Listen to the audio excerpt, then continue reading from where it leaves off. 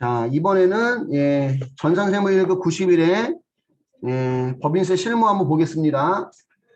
약수기업은 제조도매업을 영위하는 중소기업이며 당해 사업연도는 2021년 1월 1일부터 2021년 12월 31일까지이고 법인 세무조정 메뉴를 이용해서 재무회계 기장자료와 제시된 보충자료에 의해서 당해 사업연도의 세무조정을 하시오. 1번 다음 자료를 이용해서 해당 자산을 고정자산 등록 메뉴에 등록하고 미상각자산 감가상각 조정명세서 작성해서 세무조정하시오. 기계장치밖에 없고요. 취득가액, 전기말 상강도계획, 단기 감가상각비 계상액, 경비부분 제조. 근데 여러분 여기 나오는 감가상각 무계획이 꼭 전기말만 나오는 게 아닐 수도 있어. 단기말이 나올 때도 있어. 그러니까 지금 전기말이 2,300만 원이고 단기 감가상각비 계산액이 얼마니까? 900만 원이죠. 900만 원. 단기 감가상각 계산액이. 그치? 그러면 이렇게 나올 수도 있어. 나를 봐봐. 여기가 3,200이라고 나올 수도 있어. 단기말이고. 이해가요? 무슨 얘기인지? 응? 얘까지 그 단기 감가상각비까지 고려하는 게 3,200이다. 이렇게 나올 수도 있다는 거야. 근데 여러분들은 무조건 여기가 전기말이라고 생각할 수 있기 때문에 그걸 얘기해 주는 거야. 단기말이 나올 수 있다는 얘기인데, 그러니까 그럼 3,200에서 얼마를 빼면 900을 빼면 전기말이 얼마가 되는 거야? 2,300이 되는 겁니다. 이해 갔을까요? 그러면 단기말 무게액 알려주고. 그지? 단기말 무게액 3,200에서 단기 감가상각비 계상액 900을 빼면 전기말이 나온다는 거지. 이해 가요? 무슨 얘기인지? 그렇게 나올 수도 있다는 얘기입니다. 회사는 감가상각범법을 신고하지 않았으며 기계장치 내용연수는 5년을 가정하고 우리 그 감가상각범법을 신고하지 않으면 건축물은 신고도 정액법, 무신고도 정액법. 그지? 그 외 유형자산은 정률법과 정액법 중에 선택할 수 있지만 신고하지 않으면 무슨 법? 정률법이죠. 그지? 예. 건축물의 유형자산은 무신고 정률법이고 수선비 계정에는 기계장치에 대한 자본적 지출이 얼마가? 500만 원이 포함되어 있어요. 이게 그전에는 이게 전년도인가 전년도인가 아마 바뀌었을 거예요. 그러니까 이게 그 전에는 즉시상각 의제였어요. 얘가 300만 원 기준이었기 때문에. 근데 지금은 얼마 기준이라서 600만 원 기준이라서 얘는 즉시상각 의제에 들어가지 않아. 그러니까 이때 시험 문제 가지고 얘를 만든다고 치면은 여기에 금액이 700이 돼야 되는 거야. 700이. 이때 시험 문제를 고려해서 만든다면. 이때는 즉시상각 의제로 나온 거야. 근데 지금은 법이 바뀌다 보니까 얼마 미만이라서 600만 원 미만은 소액수선비. 그치? 즉시상각 의제에 들어가지 않는 거예요. 이게 함정이 될 수가 있다는 거야. 함정이. 아, 여기다 써놨구나. 직상각 의제 특례. 자본적 지출 또는 자산 처리에 대한 금액을 손비로 처리한 경우에도 감가상각 시부인 계산하지 않고 시부인 계산 없이 계산하지 않고 단기 송금을 인정하는 거. 소액자산, 소액수선비, 단기 소모성 자산 등인데 소액수선비는 연간 수선비 합계가 얼마 미만? 600만 원 미만이거나 직전용 장부가액 몇 프로 미만? 5% 미만일 때 정리 한번 해주시고요. 얘가 원래 300만 원 기준일 때 나온 거기 때문에 얘를 지금 시험으로 바꾼다면 여기가 500이 아니라 800이 되겠구나. 800. 그지? 600만 원 기준에다가 200만 원 더하니까 지금 기준으로 바꾼다면 800만 원이 되겠네. 800만 원. 그러니까 800만 원일 때는 단기 입상각 의제 넣고, 그지? 600만 원 미만일 때는 단기 입상각 의제 넣을 필요가 없다는 얘기입니다. 이해 갔을까요?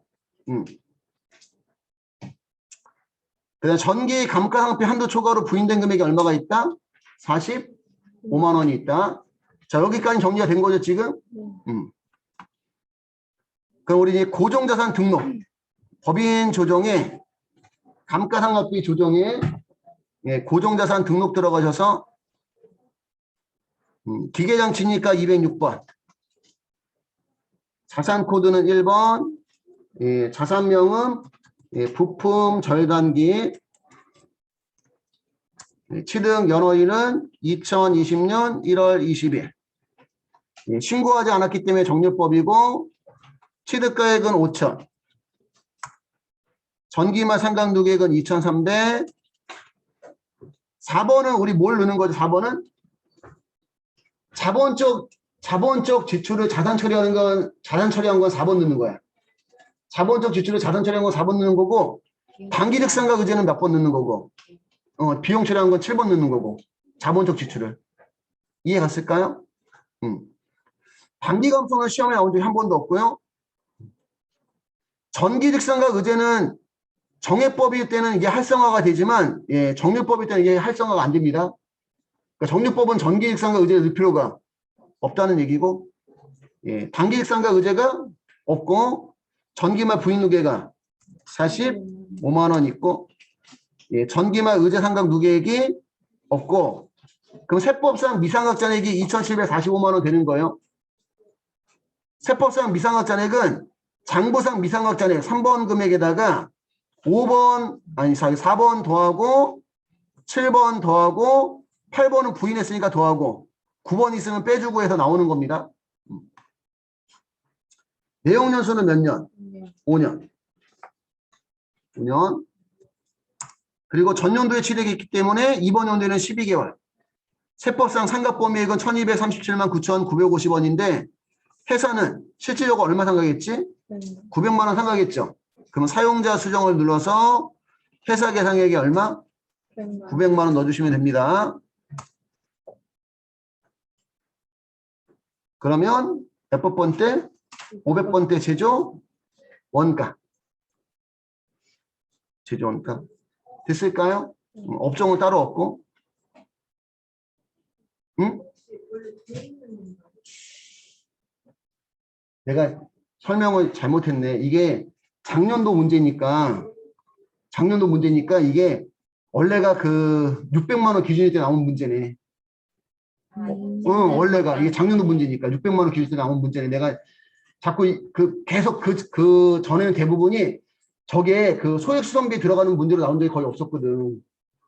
옛날에는. 근데 이거 지금 600만 원 기준 바뀌고 나서 나온 문제거든. 내가 잘못 설명했는데 600만 원 그 소액수선비 600만 원 기준 바뀌고 나서 나온 문제니까 그때 지금 이렇게 나왔다는 얘기입니다. 직상각 의제 특례로. 그러면 일단 됐고 여기까지 하고 이제 어디로 가야 돼? 감가상각비 조정의 미상각 자산 감가상각 조정 명세서 들어가셔서 뭐하기? 불러오시면 22번 단기상각 시인범위액이 1,237만 9,950원인데 회사가 900만 원만 상각해서 그지? 시인부족액이 얼마가 있는 거야? 시인부족액이 337만 9,950원 있는 거예요. 감가상각은 결산조정이다 보니까 시인부족액은 원칙은 세무조정이 발생하지 않는데 11번에 가시면 전기만 부인누계액이 얼마가 있지? 45만 원 있죠. 전기에 상각 부인액이 있고 단기에 무슨 부족액이 있으면 시인 부족액이 있으면 시인 부족액 범위 내에서 무슨 산입이? 송금 산입이 나오는 거예요. 그게 기왕 부인액 중 단기 송금 추인액이야. 그 전에 부인한 금액 중 이번 연도 송금으로 인정된 금액. 여기는 우리가 건들 필요는 없고 왼쪽 상단에 무슨 등록? 조정 등록 눌러서 송금 산입에다가 부품 절단기 이렇게 안 나오니까 그냥 기계장치. 전기 기계장치 감가상표 한도 초과에 45만 원은 송금 산입 유보 감소입니다. 됐을까요?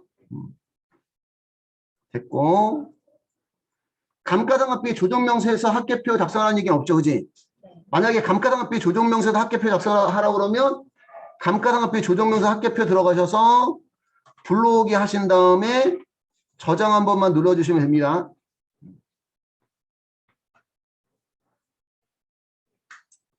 두 번째.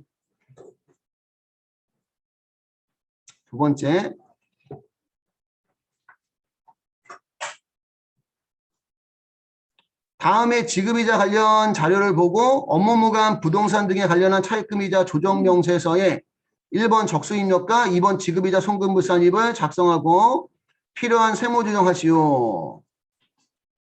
가지금 명세가 나왔는데요. 대표이사. 예, 2020년 5월 10일이니까 전년도에 넘어온 거네, 그지? 전기 2월이고, 예, 대표이사한테 예, 업무와 무관하게 빌려준 돈이네, 그지? 업무 무관 대여금, 그지?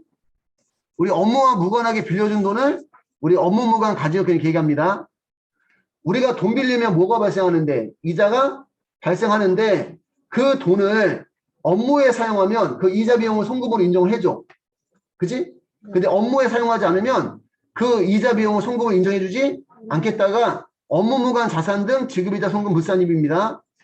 그리고 업무 무관 자산 등 지급이자 송금 불산입 할 때는 순서가 어떻게 돼요? 순서가 무슨 건어? 채, 비, 건, 어. 채권자 불분명 사채이자나 비실명 채권증권이자는 기속자가 누군지 모르니까 무슨 불산이? 송금 불산이. 원칙은 대표자 상여. 하지만 소득을 주면서 이자를 주면서 원천징수했으면 기타 사회일주. 건설자금 이자는 건설 중인 자산 처리해야 되는데 그지? 이자 비용 처리했으니까 송금 불산이 유보 발생. 근데 이게 완공 전일 때는 그런데 완공 후가 시험에 나온 적 한 번도 없거든. 건설자금 이자가. 완공 후면 어떻게 돼? 완공 후면 송금 불산 할 필요가 없어. 왜냐면 완공 후에 이자 비용 처리한 건 뭐가 될까? 단기직상가 그제 기도. 건물 취득하자마자 상각한 걸로 보기 때문에 걔는 감가상각 가서 시부인 계산하면 된다는 거지. 지급에서 송금 불산 안 하고. 구매팀 팀장인데 월정급여액의 범위에서 일시적인 가불금. 예. 우리 사용인에 대한 가불금은 업무무관 가지급 보지 않아요. 그 외 자산 명세가 선박. 채권을 변제받기 위해서 취득했다. 우리 회사가 돈 받을 게 있는데, 우리 회사가 돈 받을 게 있는데, 그 상대방이 안 갚아서 선박으로 갚은 거야. 그거는 업무와 무관하게 선박을 취득한 걸로 보진 않아. 업무와 무관하게 선박을 취득하면 걔는 업무 무관 동사이나 부동산이 되는 건데, 근데 얘는 지금 채권을 선박으로 대신 변제받은 거잖아, 그지? 얘는 업무 무관 동산 취득으로 보지 않습니다. 토지는 투자 목적이라서 업무 무관 자산이고 대표이사에 대한 가수금은 없고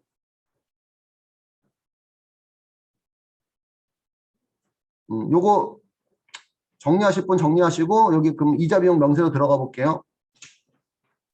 이런 것까지 업무 무관 자산으로 보면 억울하지, 그지?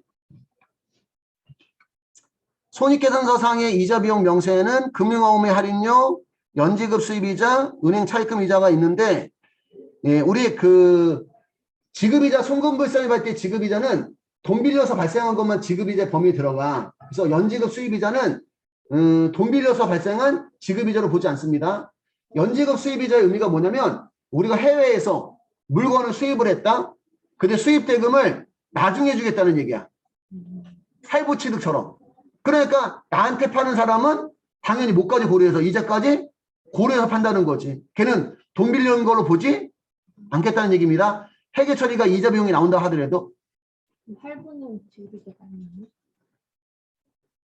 우리 법인세법에서는 저 연지급 수입이자라든가 그 할부이자 발생한 현재가치 할인 차금을 자산의 취득원가에 넣으면 그냥 취득원가로 보는 거고 자산의 취득원가에 넣지 않으면 그냥 무슨 비용으로? 이자 비용으로 보는 거고 두 가지 방법이 있어요. 두 가지 방법. 요것도 참고로 몇 번 우리 설명했던 건데 까먹었을 수도 있을까 봐 필기는 안 하고 한번 볼게요. 업무무관 가지금 해당하지 않는 거 6가지, 그지? 외울 때 이제 이렇게 외운다고 그랬죠? 뭐, 외우는 방법은 제 기준 써놓은 거라서 여러분들이 바꿔도 상관은 없어. 경주소가 태약. 경조사비는 누구에 대해서만?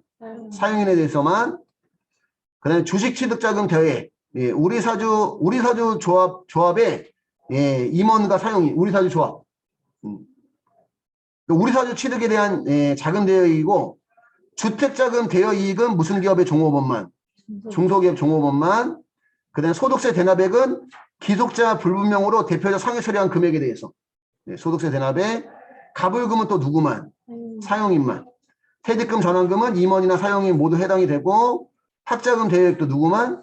사용인만 업무무관 가질금으로 안 봅니다. 요거는 하나 필기를 해두시면 좋을 것 같아요. 지급이자. 돈 빌려서 발생한 이자만. 지급이자 범위에 들어가는데 외울 때 우리가 금차사라고 해요. 금차사. 금융어음의 할인료, 금융유세 이자 상당액, 차입금 이자와 할인료, 사채 이자와 할인료 및 사채 할인만 차금 상각액.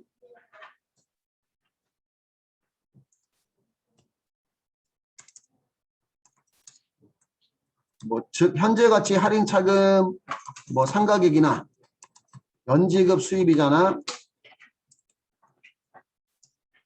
그 다음에, 예, 상업보험 할인료. 아, 여기다 밑에다가 교재에서 찾아갖고 적어놨구나, 아예. 그치?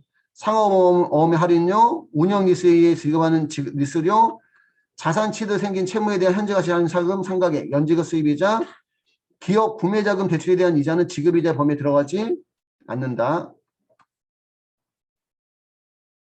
자, 여기까지 됐으면 이제 우리 프로그램에 들어가서 과목별 세무조정의 밑에서 5번째 업무무관 부동산 등에 관련한 차입금이자 조정 명세서 들어가셔서 이번에는 그치 순서대로 넣어도 상관은 없지.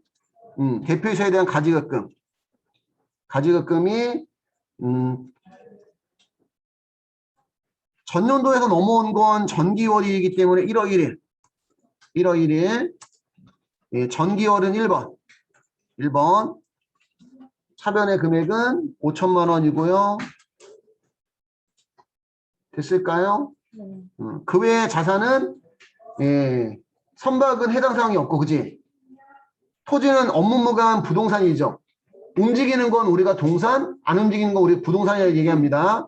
업무무관 부동산 가져서 토지가 7월 1일 취득은 2번, 차변의 금액은 1억 원이고요. 그럼 알아서 업무무관 가지급금 접수 계산해주고 만약에 대표이사에 대한 가수금 있으면 가수금 넣어주시면 가지급금 접수하고 가수금 접수는 서로 간에 상계 처리해주고 지급이자 송금 불산이 오셔서 여기다가 우리 지급이자 넣는 건데 연지급 수입이자는 들어가지 않는다고 그랬어요. 금융어음의 할인료가 이자율이 5%, 지급이자가 250만 원 넣어주면 알아서 차입금 접수 나오고 얘는 엔터 쳐서 다음 칸 넘어가야 됩니다. 넘어가서 은행 차입금 이자는 6%, 이자가 300만 원 넣어주면 알아서 차입금 접수 나오고 이 지급이자 중에서 채권자 불분명 사채이자는 첫 번째 칸, 수령자 불분명 사채이자는 두 번째 칸, 그 다음에 건설자금 이자는 세 번째 칸인데 여기서 얘기하는 건설자금 이자는 뭘 얘기하는 거다 우리가? 여기서 얘기하는 건설자금 이자는 그 건물, 그지? 우리 건설 중이자는 처리해야 될 그 이자 비용 처리한 거 얘기하는 거죠, 그지? 여기다 넣어주시면 되고요. 근데 해당 채비건에 해당되는 거 없고, 그러면 550만 원의 지급이자에 대한 차입금 적수가 365억인데 그 중에 업무와 무관하게 쓴 게 몇 억이니까?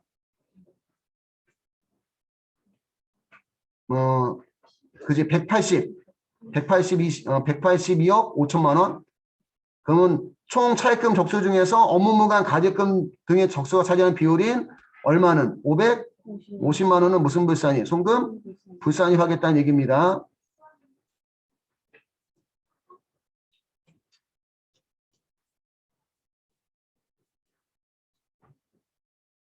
여기까지 하고 저장하시고 왼쪽 상단에 무슨 등록? 조정 등록 들어가셔서 과목란에다가 지급 업무무관 자산 등 지급이자 송금불산입 550만 원은 무슨 유출? 기타 사회유출 처리해 주시면 되고요. 여기 보니까 업무무관 부동산 등 적수가 184억이고 업무무관 가지금 적수가 182억 5천만 원이라서 업무와 무관하게 쓴 게 366억 5천만 원이에요. 그지? 업무와 무관하게 쓴 게. 총 차입금 적수는 얼마고? 365억이고. 근데 지금 총 차입금 적수보다 업무무관 자산 적수가 많은 이유는 빌린 돈도 전부 다 업무와 무관하게 쓰고 내 돈 중에 일부도 업무와 무관하게 써서 그런 거야. 근데 내 돈 중에 내 돈은 이자가 나가 안 나가? 안 나가니까 이게 업무 무관 자산 적수하고 총 차입금 적수하고 비교해서 둘 중에 작은 거를 업무와 무관하게 쓴 거로 본다는 얘기입니다. 어차피 자기 자본은 고려할 필요가 없기 때문에. 3번 문제 한번 보겠습니다. 3번. 다음에 퇴직급여 관련 자료에 따라 퇴직연금, 부담금, 조정 명세서를 작성하고 필요한 세무조정을 행하시오. 당사는 합정급여형 퇴직연금에 가입하였으며 장부상 퇴직급여 충당부채 및 퇴직연금 충당부채 설정하지 아니하고. 이렇게 나오면 좀 쉬운 문제지. 퇴직급여 충당부채가 없다고 나오는 게 일단 쉬운 문제야. 퇴직급여 충당부채가 있어도 사용하지 않았다고 나오는 게 쉬운 문제. 근데 퇴직급여 충당부채가 있고 퇴직급여 충당부채 중에 부인액이 있을 때 그때 문제가 어렵더라고 조금. 그때 문제가. 퇴직연금 충당부채도 설정하지 않기 때문에 퇴직연금을 불입했을 때 무슨 산입이 나오는 거야? 송금? 산입이 나오는 거예요. 예, 전액 신고조정에 의해서 송금에 산입하고 있다. 퇴직연금 운용자산 계정이 나와 있고 단기 감소액에 대한 해결처는 다음과 같다.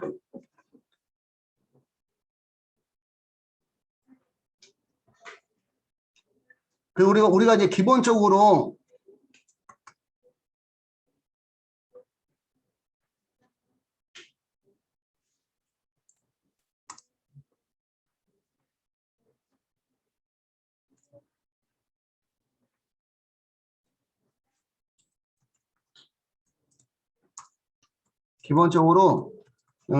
퇴직급여 충당부채는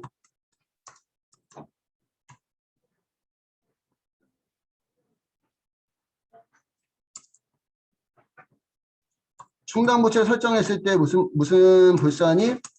송금? 불산입, 예, 유보 발생이고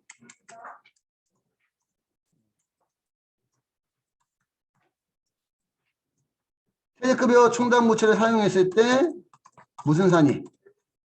송금산입 유보 감소인데 여러분 송금산입 유보 감소하는 금액은 예, 그 전에 무슨 발생했던 범위 내에서 송금불산입 유보 발생했던 범위 내에서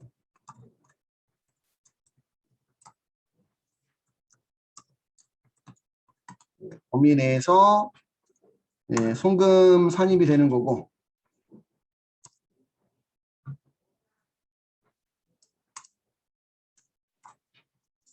예, 퇴직연금은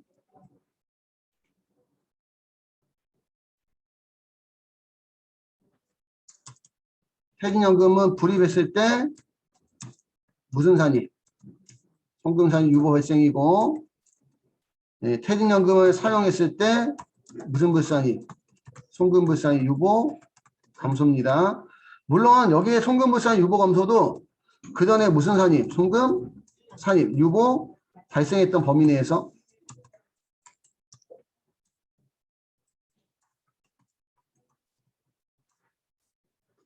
이렇게 하나 적어주시고 하나만 더 적는다고 치면 퇴직금 지급 시 퇴직금 지급할 때 순서가 예, 퇴직연금 충당부채 그 다음에 퇴직급여 충당부채 그 다음에 퇴직급여라는 비용순이라는 거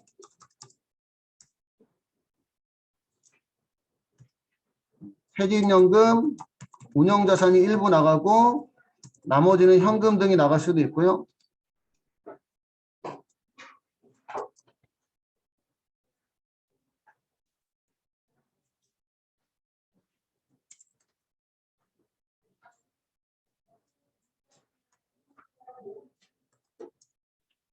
회사와 세법 간 퇴직연금 충당부채 차이는 송금 불산입 유보 감소고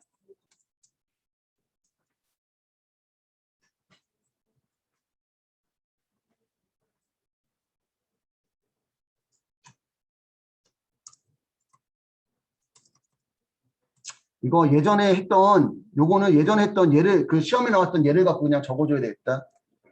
이거는 그게 조금 더 이해에 도움이 될 것 같아요. 금액을 적어주는 게.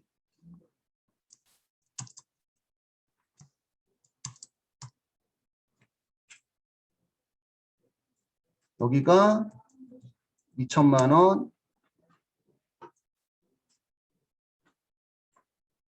여기가 400만 원,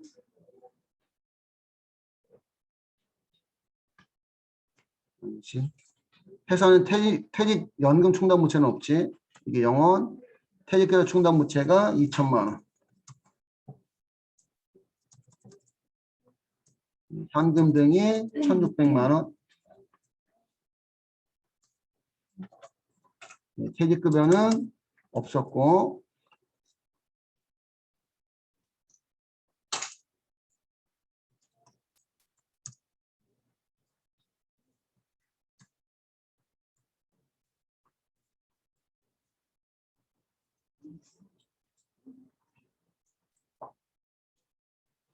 세법은 퇴직연금 충당부채가 400만 원. 퇴직급여 충당부채가 1,600만 원. 이렇게 됐을 때 조정이 나왔었다는 얘기입니다. 그래서 회사와 세법 간의 퇴직연금 충당부채 차이는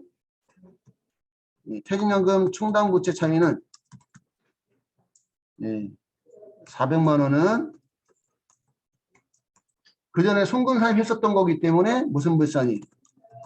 송금불산이 유보 감소가 나왔던 부분이고, 퇴직급여 충당부채 차이는 그 전에 퇴직급여 충당부채 중에 부인했었던 금액 때문에 차이가 발생한 거라서 요 금액만큼은 송금산이 유보 감소가 되는 거예요. 그러니까 만약에 지금 문제는 퇴직급여 충당부채도 없고 퇴직연금 충당부채도 없기 때문에 차이가 퇴직연금 충당부채 차이만 발생해. 근데 퇴직급여 충당부채 중에 부인한 게 있고 퇴직급여 충당부채를 사용했다고 나오면 이렇게 회계 처리를 해서 비교를 해봐야 돼. 일단 여기까지만 필기 한번 해보겠습니다. 그리고 하나 더 있구나. 여기 퇴직급여 충당부채 사이로 송금산이 유보 감소가 나왔잖아. 그지? 응? 이게 나오면 요 금액은 대충 부인 누계액에서 차감해 줘야 돼. 퇴직급여 충당부채 부인 누계액에서.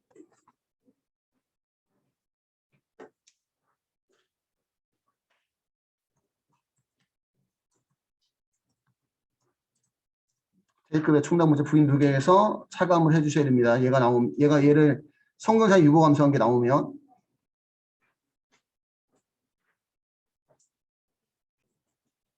알고 있어야 되고,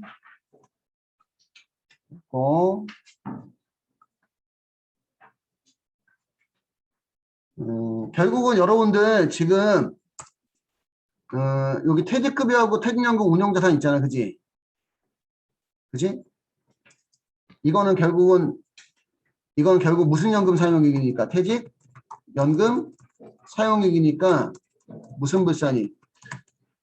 송금불산이 유보 감소가 나오는 겁니다.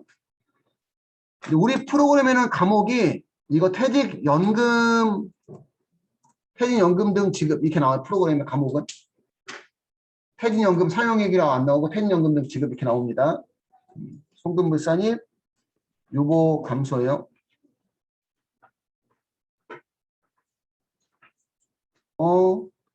퇴직급여 추계 해당 사업연도 종료 현재 퇴직급여 지급 대상이 되는 임원 및 사용인에 대한 퇴직급여 추계 일시퇴직 기준은 1억 원, 보험수리적 퇴직급여 추계액은 9천만 원인데 추계액이 2개 나오면 둘 중에 큰 금액 쓰면 되고, 기타 자료를 보니까 직전 사업연도 말 현재 송금사입한 퇴직연금 부담금은 얼마다? 3,700만 원이고 단기 회사가 송금사입한 퇴직연금 부담금은 없다. 이 3,700만 원은 기초 퇴직연금 운영자산이에요. 전기만 신고 조정에 의해서 송금사입한 금액이란 얘기지. 그럼 우리 프로그램에 들어가서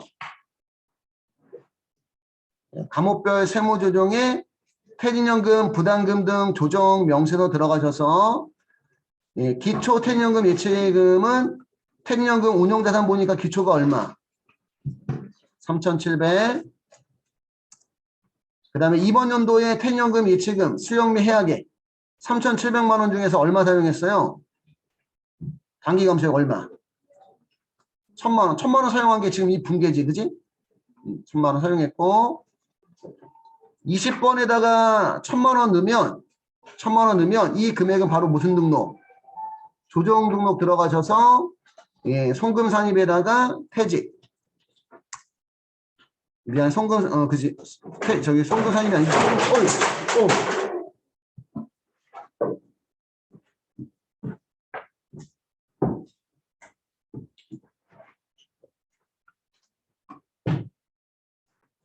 송금 산입이 아니라 송금 불산입이죠, 그지?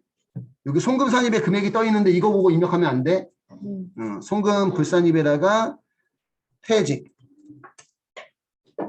퇴직연금 등 지급 1,000만 원. 1,000만 원은 송금 불산 유보 감소해 주시고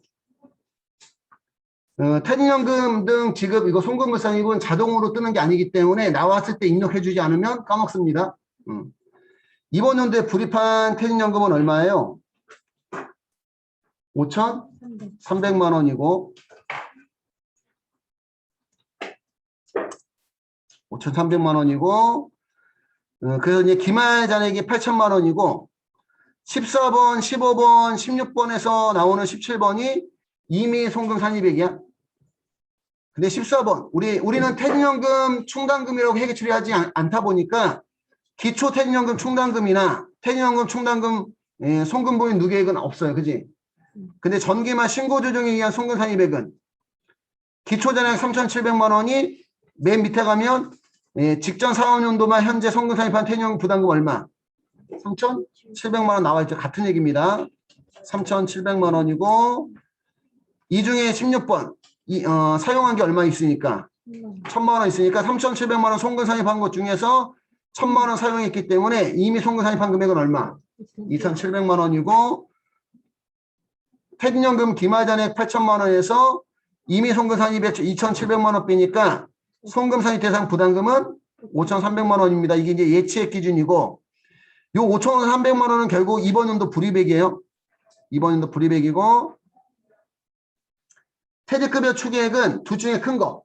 일시 퇴직 기준이 1억 원. 보험 수리적 기준이 9천만 원. 둘 중에 큰 거니까 1억 원. 요 1억 원 중에서 퇴직급여 충당부채 기말잔액 세법상 기말잔액을 빼줘야 되는데 장부상 기말잔액에서 단기말 부인 두 개 빼서 나오는 건데 우리 회사는 퇴직급여 충당부채 설정하지 않는데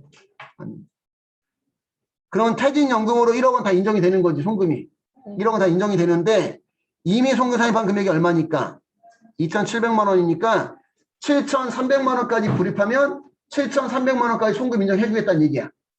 근데 회사는 얼마만 우리가 불입했다? 5,300만 원만 불입을 한 거지.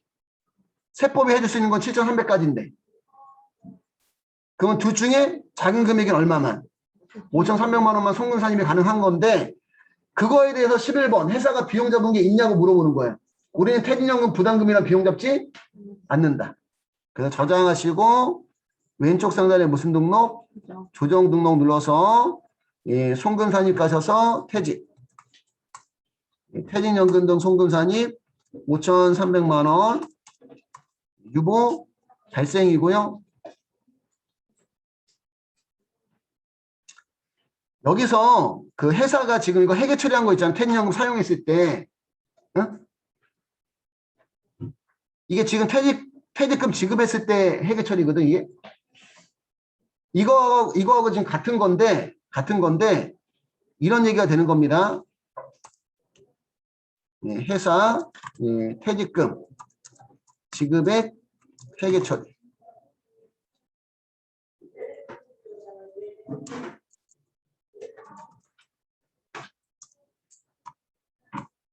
회사는 퇴직연금 충당부채 설정하지 않으니까 충당부채는 없고 퇴직연금 운용자산에서 얼마를 1,000만 원 준 거고 우리 회사는 지금 퇴직급여 충당부채도 설정하지 않는 거야. 그리고 무슨 급여라고? 퇴직급여라고 비용 처리했다는 거지.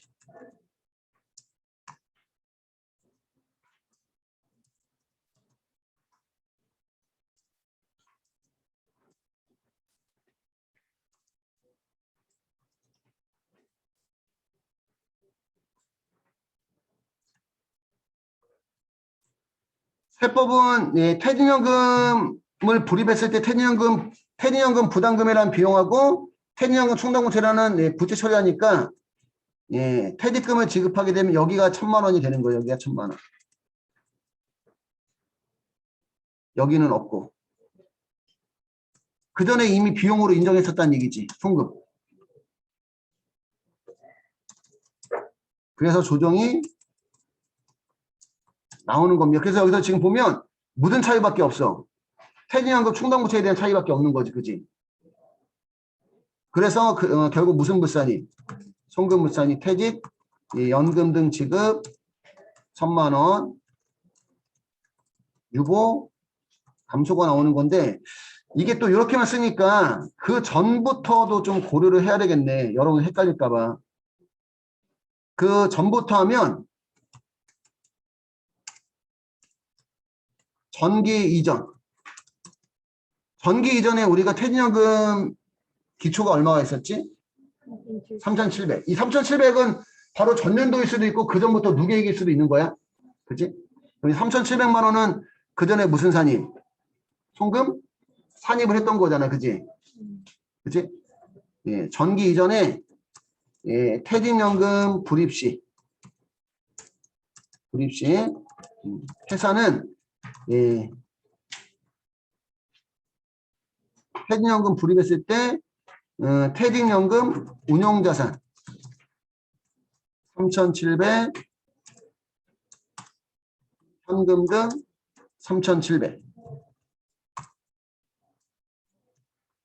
퇴직연금 부담금이라는 비용은 회계 처리하지 않는다.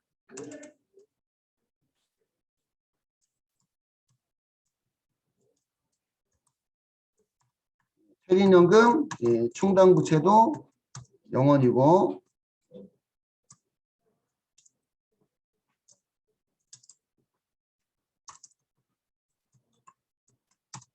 근데 세법은 퇴직연금을 불입했을 때 퇴직연금 부담금이라는 비용을 처리한다는 얘기예요. 비용을 처리하고 퇴직연금 충당부채라는 부채를 설정하고 그래서 불입했을 때 퇴직연금 우리 불입한 거에 대해서 무슨 산입이? 송금? 산입이 나온다는 거지. 세법은 불입하면 비용 잡으니까. 그래서 송금 산입, 퇴직연금 등 우리 시험에 지금 과목은 퇴직연금 등 송금 산입 이렇게 돼 있는 거지. 그치? 그냥 3,700만 원 무슨 발생? 유보 발생했다가 이 금액 중 퇴사했을 때 회사가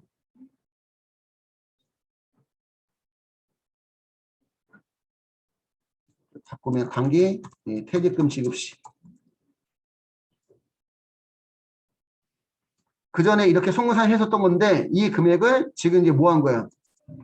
지급을 할 때 회사는 퇴직연금 충당부채 설정 안 했기 때문에 충당부채 사용할 수가 없어. 근데 세법은 그 전에 무슨 부채를? 퇴직연금 부담금 비용 잡고 충당부채 설정했기 때문에 그지? 퇴직금을 지급할 때 퇴직연금 충당부채를 사용한다는 얘기지. 사용한다. 그것 때문에 무슨 물산입이?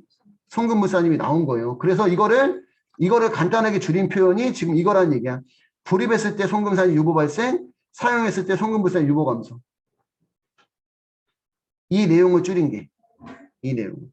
근데 이게 지금 여러분들 몇 번 했어도 머릿속에 없을까봐 지금 한 번 더 한 거야. 그냥 한 번 더. 결론은 여러분들 그냥 퇴직급여 충당부채 중에 부인한 게 없고 퇴직급여 충당부채 사용하지 않았으면 결국 퇴직연금 충당부채 사용했을 때 그냥 무슨 불사예요? 송금? 불산임만 해주면 돼. 어? 그러니까 충당부채 부인한 게 나오고 충당부채 사용한 게 나왔을 때가 문제지. 여기까지 됐고 4번. 약소기업의 재무상태표 및 손익계산서에는 다음과 같은 계정 과목이 포함되어 있으며 기업회계 기준에 따라 정확하게 회계 처리하였다. 이와 관련해서 소득금액 조정학계표를 작성하시오. 그리고 소득금액 조정학계표, 소득 및 가표 계산에 소득금액 조정학계표 및 명세서 가져서 여기다가 넣는 건데 첫 번째 상여금. 임원 상여금 한도 초과죠. 임원 상여금 한도 초과는 무슨 불산입? 송금 불산입이에요. 그지? 그러면 송금 불산입에다가 임원 상여금 한도 초과 송금 불산입 1200만 원. 소득 처분은 상여고. 임원 상여금 지급 개정 없이 지급한 것도 임원 상여금 한도 초과입니다. 유형자산 손상차손 500만 원 있는데 비식품의 회사계상 감가상각비는 1000만 원이며 세법상의 감가상각 범위액은 1000만 원이다. 회사가 잡은 감가상각비가 1000만 원. 세법상의 감가상각 범위액은 1000만 원인데 유형자산 손상차손이 또 500만 원 있는 거죠. 유형자산 손상차손도 회사가 계상한 감가상각비에 들어간대. 유형자산 손상차손도 회사가 계상한 감가상각비에 포함한대요.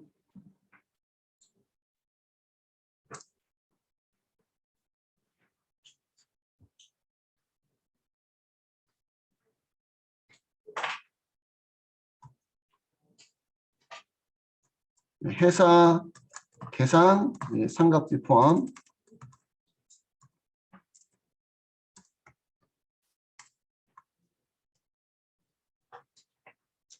그럼 얘까지 상각비에 들어가면 회사가 계상한 감가상각비 얼마에다가 1000만 원에다가 얘를 더하니까 얼마? 1500만 원인데 한도가 얼마이기 때문에 1000만 원이기 때문에 결국 500만 원은 무슨 불산이? 송금? 불산입이 되는 거예요. 한도 초과에. 그래서 송금 불산입 가셔서 감가상각. 감가상각비 한도 초과 500만 원. 송금 불산 유보 발생 처리해 주시면 됩니다. 유형자산 손상차손도 따지면 이게 손상차손이 평가손실과 같은 개념이거든. 평가손실과. 근데 이게 천재지변, 하재, 법령에 의한 수용, 그 다음에 체질로 인한 폐강, 그 다음에 시설개체나 기술학으로 인한 평가손실. 이거는 평가손실 잡으면 송금 인정을 해. 근데 얘는 그냥 손상차손이라고만 나왔잖아. 뭐 천재지변, 하재, 법령에 의한 수용, 체질로 인한 폐강, 그 다음에 뭐 시설개체, 기술학고 이런 표현 없잖아. 그지? 그러면 이 회사가 잡은 비용은 다 뭘로 본다는 거야? 감가? 상각비로 본다는 거지. 이해 갔을까요? 그 다음에 매도 관련 증권 평가이익. 매도 관련 증권 평가이익은 이렇게 되는 거죠. 이걸 회계 처리를 통해서 보여주면 회사는 매도 가능 증권이 얼마가 증가를 하고 700만 원 증가를 하고 대변의 매도 가능 증권 평가 이익이라는 기타 포괄 손익 누계액으로 잡았다는 얘기입니다.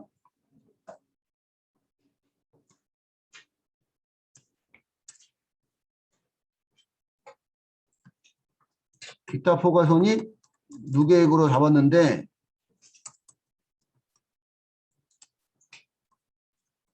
평가는 실현 미실현. 미실현이다 보니까 세법은 이 금액을 인정하지 않는 거예요.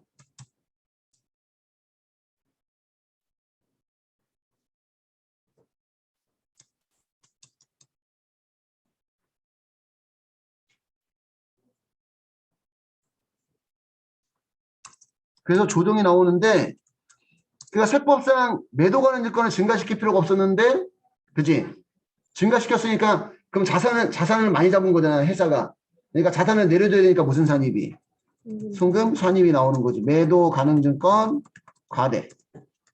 700만 원은 얘는 매도 가능 증권이랑 무슨 차이가 있으니까 자산 차이가 있으니까 소득 처분은 유보가 되는 겁니다. 그지? 근데 회사는 수익을 증가시킨 건 아니잖아. 그지? 그러니까 회사가 그냥 매도 가능 증권 평가이익이라는 기타 포괄 손익 누계액만 증가시켰기 때문에 회사는 사실은 소득을 증가시킨 건 아니야. 그러니까 회사와 세법 간에 소득에 대한 차이는 없어. 원래는. 없는데 지금 자산을 맞추려고 무슨 산입? 송금? 산입을 해주다 보니까 회사의 소득이 오히려 내려가는 문제가 있는 거예요. 그래서 다시 소득을 올려줘야 돼. 원상회복을 위해서 소득을 다시 올려줘야 되기 때문에 무슨 산입?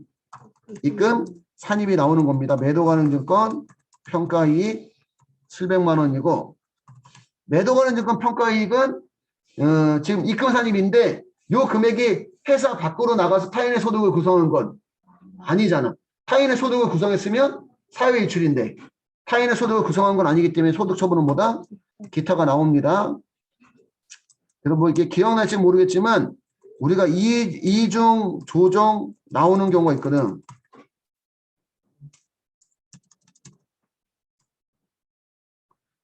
이중 조정이 발생하는 경우 회사와 세법 간 자산 부채 재무상태표 차이는 있다. 그러다 자산 부채 차이를 조정하다 보니까 송금산임이나 입금산임이 나올 수 있다는 거지. 근데 회사와 세법 간 수익 비용 손익계산서 차이는 없다. 손익계산서 차이가 없다는 얘기는 회사와 세법 간의 소득 차이가 없다는 얘기야. 소득 차이가 없으니까 송금산임이나 입금산임 할 필요가 없는데, 그지? 예, 송금산임이나 입금산임 했다면 다시 반대의 조정을 통해 가지고 그걸 원상회복 시켜줘야 된다는 얘기야. 그러니까 송금산임 유보 발생했던 거는 다시 무슨 산입으로? 입금산임 기타로.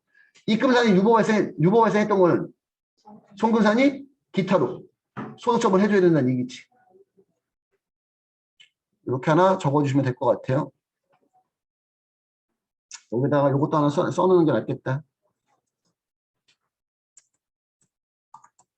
즉, 예, 자산 부채 예, 차이로 예, 송금산입 유보 발생한 경우는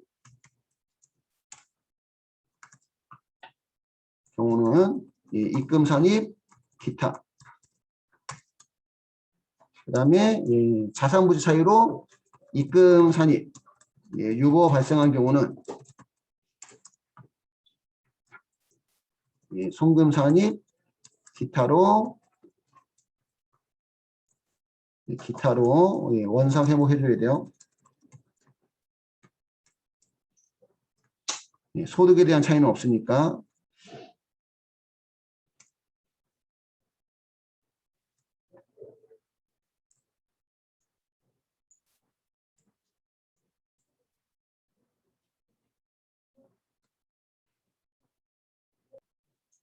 그러면 소득금액 조정합계표 가셔서 송금산입에다가 매도 가능 증권 700만 원은 송금산입 예, 유보 발생 처리하고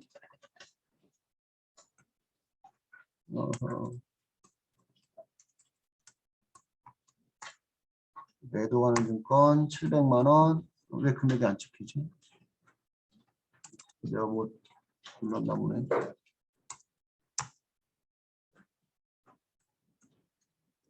유보 발생 처리하고 입금산임이 송금물산임에는 매도 가능 증권 평가이익 700만 원 입금산입 기타 처리하고 그 다음에 네 번째 거 마저 하면 우리 법인세 비용은 결과치죠. 그지? 결과치니까 무슨 물산입? 송금물산입에다가 법인. 예, 법인세 등이나 법인세 비용이나 아무거나 선택해도 상관없어요. 법인세 비용 예, 2,400만 원, 송금물산입 무슨 유출? 기타 사유일출 처리하고 여기까지만 하고 다음의 자료를 이용해서 기부금 조정 명세서와 법인세 가대표준 및 세액조정 계산서 작성하고 관련 세무 조정하시오. 단 입력된 데이터는 무시하고 제시된 자료만을 사용해서 문제를 풀 것.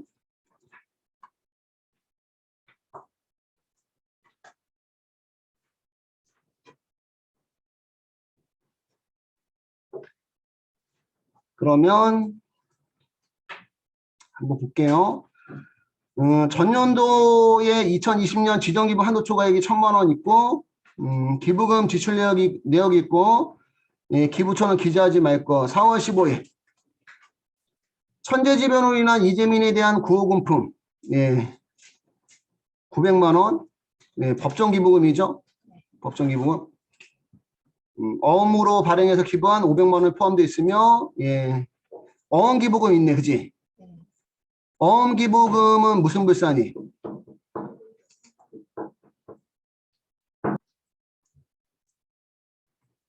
어음기부금은 송금 불산이 무슨 발생?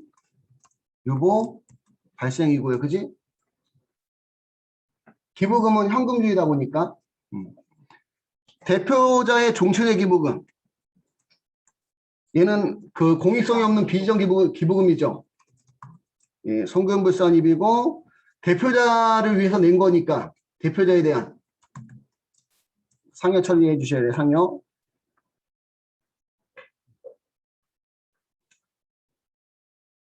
그 다음에 지정기부금 단체인 아동복지시설에 대한 기부금은 지정기부금이고 3번에 보시면 법인세 가세표준 및 세액조정 계산서상 차가강 소득금액 기부금 지출량에 발생한 세무조정사항은 반영되지 않았다. 위에 세무조정사항이 반영되지 않은 금액이 나와 있는 거죠. 그지? 그리고 여기 금액은 우리 저번에도 얘기했지만 앞에 있는 세무조정이 반영된 금액이 나올 수도 있으니까 잘 봐야 돼요. 반영된 금액인지 반영되지 않은 금액인지. 법인세 가대표준 및 세액조정 계산서상 각 사업용 소득금액 이후의 세액 등은 고려하지 않는다. 그러면 우리 어디로 가야 돼? 우리 감옥별 세무조정의 밑에서 두 번째 기부금 조정명세서 있어요. 기부금 조정명세서 가셔서 그렇지 불러오기 하셔서 첫 번째 이재민 구호금품은 법정기부금인데 요 900만 원 중에 어음이 얼마가 들어가 있어요? 그러면 얘를 얼마로 바꿔줘? 400만 원 바꿔주시고 밑에 칸에다가 그 밖의 기부금 날짜가 4월 15일 이재민 구호금품 500만 원 어음 적어주시고 이런 거 뭐 어음 이거 빼먹는다고 뭐 채점에는 영향이 없습니다. 그 다음에 이것도 바꿔줘야 되는 건 우리 여기는 다 불러올 때 다 지정기부금으로 불러오거든. 그러니까 여기 이재민 구호금품을 유형 눌러서 첫 번째 1번이 법정기부금 대표이사 종친의 기부금은 그 밖에 비지정기부금이고 아동복지시설 기부는 지정기부금 2번 맞고요. 됐어요. 여기까지는 여기까지 하고 왼쪽 상단에 무슨 등록? 조정 등록 눌러서 비지정 기부금 570만 원 떴는데 여기서 이제 어음 지급 기부금은 500만 원. 송금불산 유보 발생. 그 다음에 70만 원은 공익성이 없는 거니까 비지. 기타 기부금 하시면 돼요. 기타 기부금 70만 원은 송금불산이 대표자에 대한 상여. 주주를 위해서 낸 거면 배당. 임직원을 위해서 낸 거면 상여. 그 외의 때는 기타 사회유출. 됐을까요? 종료하시고 그 다음에 이제 그 기준이 소득금액 기준이다 보니까 그지? 수정 눌러서 결산사당 당기순이익이 2억 1200. 입금 산입이 세무조정하기 전에 이미 얼마가 있었습니까? 450만 원 있었으니까 앞에서 어원기부금 500만 원하고 비지원기부금 70만 원 송금부 산입해서 570만 원 더해주니까 얼마가 돼요? 그러면 1020만 원. 송금 산입은 150만 원. 그대로 적용시켜주면 되고, 여기에 기부금합계는 법정기부금 400만 원과 지정기부금 250만 원, 650만 원 불러온 거고, 더 이상 수정되면 안 되니까 무슨 해제? 수정해제 누르시고, 그 다음에 이제 기부금 조정 탭 가야 되겠죠? 그지? 여기까지 하고, 기부금 조정 탭 가셔서, 기부금 조정 탭에 입력하는 건 세 가지입니다. 2월 결손금하고, 2월 결손금이 안 나왔죠? 안 나왔고, 그 다음에 쭉 내려가면 5번에 가면 기부금 2월행 명세 있어요? 2월행 명세 가져서 전년도 1번 절에 나와 있죠? 2020년도 1번은 법정기부금 한도 초과액이고 2번은 지정기부금 한도 초과액. 2번 지정기부금 한도 초과액. 한도 초과 송금부산입액이 1000만 원이고 였을까요? 넣고 나서 한도 초과 2월액 중 법정기부금 송금산입액은 5번에 뜨고요. 지정기부금 송금산입액은 15번에 뜹니다. 15번에 얼마 떠 있어요? 1000만 원 그게 떠 있으면 그 금액을 26번 해당 연도 송금추인액에다가 넣어주시면 됩니다. 됐을까요? 지금은 그 전년도에 한도 초과했던 금액이 이번 연도 시인보조개 범위 내에서 1000만 원 다 송금추인이 됐는데 종종 그 일부만 뭐 700만 원만 송금 산입이 되거나 그런 문제도 나올 수가 있어. 있기 때문에 2월 전에 좀 얼만큼 송금 산입이 되는지 그것도 보셔야 됩니다. 저장하시고 여기까지 해서 90일에 법인세 심의는 끝났고요.